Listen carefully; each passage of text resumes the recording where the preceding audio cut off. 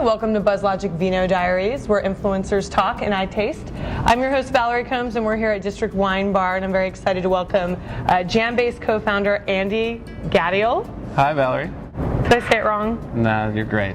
Can you say your last name again? Andy Gadiel. Oh, it's so much better when he says it. Anyway, co-founder of Jambase, and for those of you who don't know, Jambase is an online community and content site all about live music, something everyone loves. So before we talk a little bit more, I'm going to give a taste to this wine. It is a Spanish Sauvignon Blanc, and this is called Blanca Nieva. I always have to double check. But I'm told it has a very tropical fruit on the nose and sort of a minerally kind of palate. Citrus aftertaste, maybe. Let's see. Cheers. Cheers. Ooh, muy refresco. It's really good. Little thunder, as Gary Vee would say. Oh, cheers. Excellent. We love Gary Vee. So tell me a little bit about sort of, in looking at live music and definitely how, it's evolved, especially as the internet has become such a part of music. How has the internet and social media specifically impacted the way people are interacting and going to live music shows and talking about live music?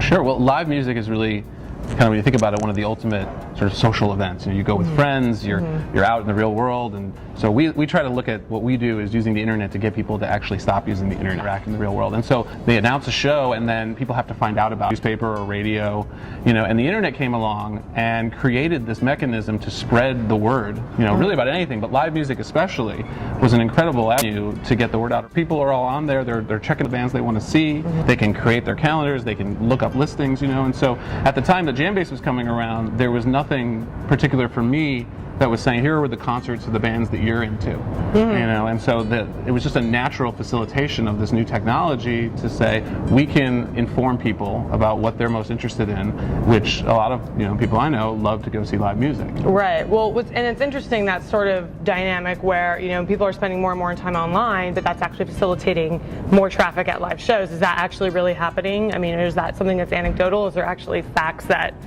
can support that at all? Well, when you look at the entertainment industry, and especially the music industry, it's gone through such a shift over the last 10 years, of course, with the CDs, sales declining as more and more music goes online. People are finding music for free. You can't download a concert ticket, and that experience of going out and seeing live music is still something people really crave and they want to experience viscerally. And I think as more and more people are going online, when you go out and see the real thing and you experience that together, that emotion, you realize that's where you're going to get that. And so, yeah, I think it definitely has helped. It's either brought more people out or certainly reduced the cost to figure out how to get them there. Right. As more and more of the advertising goes online, right. It really helps the entire industry and sort of solve a big problem they have around marketing. And how do we get this information out there? Because the music industry in general, there's a huge faction of it that sort of just considers what happens to the show before it gets announced. The booking and the routing and the whole universe, and those are really critical components to it. But then there's the marketing and promotion and telling people about the shows. I read an interesting sort of observation from Greg Sterling on Screenwork site and its evolution. Yeah, we love Greg, of course. He had made the observation that you guys have evolved as, it started more as a directory, moved more into a content site, but did it in a very organic way, not a forced Web 2.0 way. Oh yeah. What do you make of that comment? Well, thanks, Greg. I think, when we started the site, when I started the site in 1998, it was a hobby. It was, this is a database of concerts about bands that I like. And I opened it from the beginning to say anyone could add a show, and the site evolved from there. So if you knew of a band that wasn't listed but you thought should be listed, then you were free to do that. And I think we never really intentionally forced one agenda or another. The content shaped itself around the community. It stayed very niche oriented for many, many years. And I think what we've found is the right mix of community generated content and editorial voice, so that there's not just a free-for-all, but there's sort of a curation of content that goes on. And I think you're seeing that more and more on the web as new sites pop up that are trying to rely strictly on community generated content. It works to a point, but you need that arbiter of taste, you need that editor to say, okay, here's what makes sense for people. Here's what they're, slot them in a way that's going to work for this site. Well, yeah, and that's what we were talking about the other day, which is interesting. I mean, we had Sam Whitmore on here not too long ago, and he was, talking about the same model as it applies to traditional media models as well.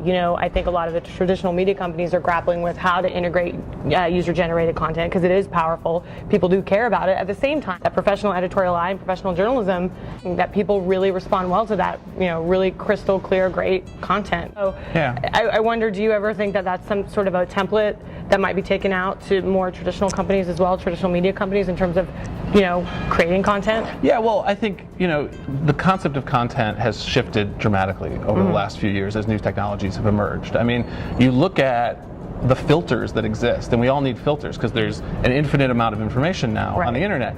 And when I look at fundamentally around bringing people together that are of similar tastes, if you think about it from that sort of foundation, is that good organizations bring people together, and the real good ones have a niche to them that people can relate to each other.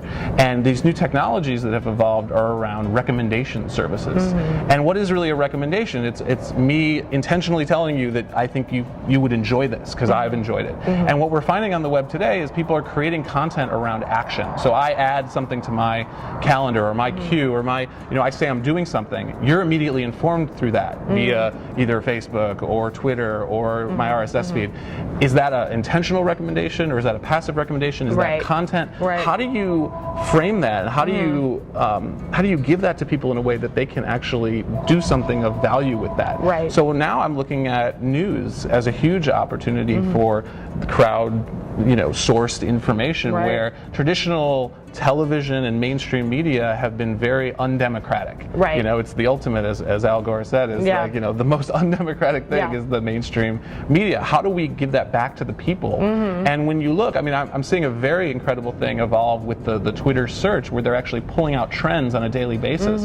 I could go there first as far as my news feed, as Twitter itself is sort of a personalized news feed. But the search is becoming what's popular, what's trending, what do I want to know about, as opposed to going to CNN and seeing their filter, or going somewhere else to see their filter. I want my filter. And so those are some of the ideas that we try to embrace and propel and think that the power of the web can enable. Absolutely. Personally, from a personal perspective, what social media sort of tools or platforms do you use the most? Well, I'm on Twitter and I have a Facebook account, and I play around with Dig, and I use a lot of music sites as well, which aren't necessarily social network oriented, like Rhapsody or Pandora or iMeme and such like that. But I try to stay in the loop on kind of what's new and what's working, but also really what's working for me as a consumer, but also as a business owner and somebody who's interested in this space. I'm saying, well, what problem are they solving, and is this valuable, and is this going to be around for a while? It's before I set up an account. And the interesting thing about a lot of these services is that it requires that you have your friends on there and that there are more and more people on there. It's like the fax machine only worked when there were 2 people because somebody had to receive that. So how do I get other people? Am I going to recommend the service to somebody else to make it more valuable? So exactly.